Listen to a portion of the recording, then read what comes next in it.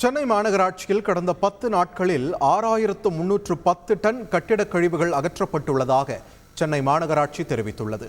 சென்னையில் உள்ள அனைத்து மண்டலங்களிலும் கடந்த 10 நாட்களாக இரவு நேரங்களில் 7500 பணியாளர்கள் தூய்மை பணியில் ஈடுபட்டனர் என்று தெரிவிக்கப்பட்டுள்ளது.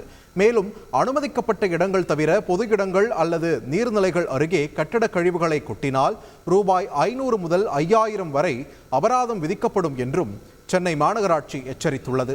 தமிழ்நாட்டில் மூடப்பட்ட மணல் குவாரிகளை திறக்க வலியுறுத்தி மணல் மற்றும் சவுடு லாரி உரிமையாளர்கள் சங்கங்கள் சார்பில் சென்னையில் ஆர்ப்பாட்டம் நடைபெற்றது. சென்னை எழும்பூரில் உள்ள ராஜரத்னம் ஸ்டேடியம் அருகில் நடைபெற்ற ஆர்ப்பாட்டத்தில் போராட்டக்காரர்கள் கோஷங்களை எழுப்பினர். முன்னதாக கழுத்தில் தூக்கு கயிறு கட்டி நூதன முறையில் கவன ஈர்ப்பு போராட்டத்திலும் ஈடுபட்டனர். தனியார் மருத்துவக் கல்லூரிகளில் 50% இடங்களை பெறாத புதுச்சேரி அரசை கண்டித்து புதுச்சேரி அதிமுக சார்பில் கண்டன ஆர்ப்பாட்டம் நடைபெற்றது. தேசிய மருத்துவ கவுன்சில் அறிவுறுத்தலின்படி தனியார் மருத்துவக் கல்லூரிகளில் 50% இடங்களை பெற வலியுறுத்தியும் தமிழகத்தை போன்று அரசு பள்ளி மாணவர்களுக்கு மருத்துவக் கல்வியில் அரசு இடஒதுக்கீட்டை பெற நடவடிக்கை எடுக்க கோரியும் வலியுறுத்தப்பட்டது. நாகப்பட்டினம் மாவட்டம் வேதாரண்யத்தில் சாலைகளில் சுற்றித் திரியும் மனநலன் பாதிக்கப்பட்டவர்களை மனநல காப்பகத்தில் சேர்க்க நடவடிக்கை எடுக்கும்படி 2009ஆம் ஆண்டு சென்னை உயர்நீதிமன்றம் பிறப்பித்த உத்தரவை அமல்படுத்த கோரி வேதாரண்யத்தை சேர்ந்த ராஜேந்திரன் என்பவர் வழக்கு தாக்கல் செய்திருந்தார்.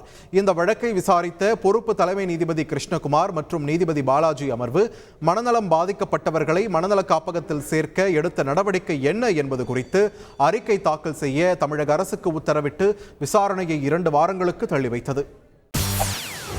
செய்திகளை உடனுக்குடன் தெரிந்து கொள்ள உடனே சப்ஸ்கிரைப் பண்ணுங்க.